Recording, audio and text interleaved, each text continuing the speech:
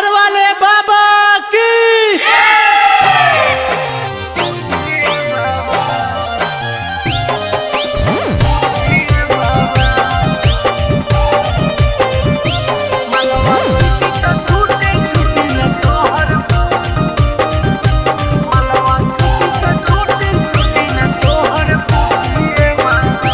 माँ प्रतिमा recording studio Sheikhpura.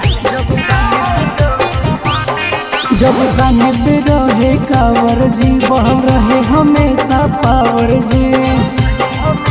हे बाबा जब कान्हे पे रहे कांवर जी बह रहे हमेशा पावर जी। आज माथावा पर घस के अइबो बाबूती बाबा, माथावा पर घस के अइबो बाबूती बाबा।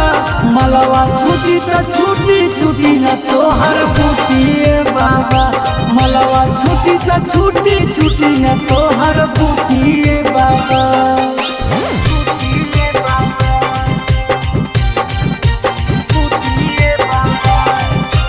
मिक्स बाय शैलेंद्र बाबू।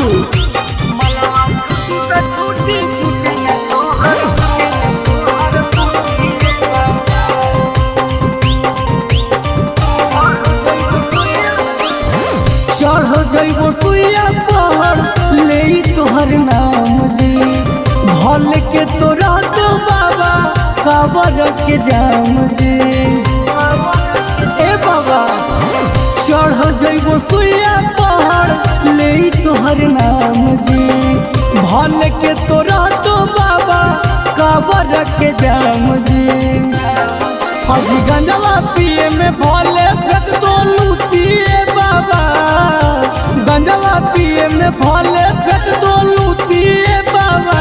मलवा छुटी त छुटी छुटी न तोहर बूटिए बाबा, मलवा छुटी त छुटी छुटी न तोहर बूटिए बाबा।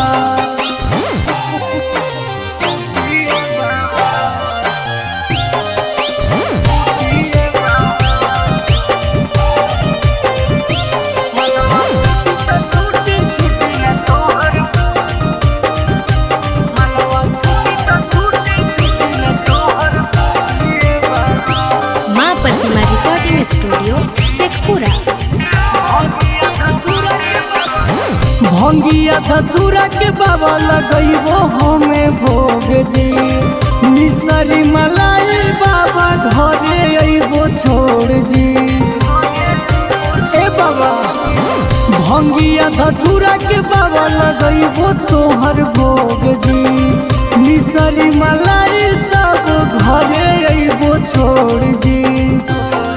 अजरंगा सलेंदर आया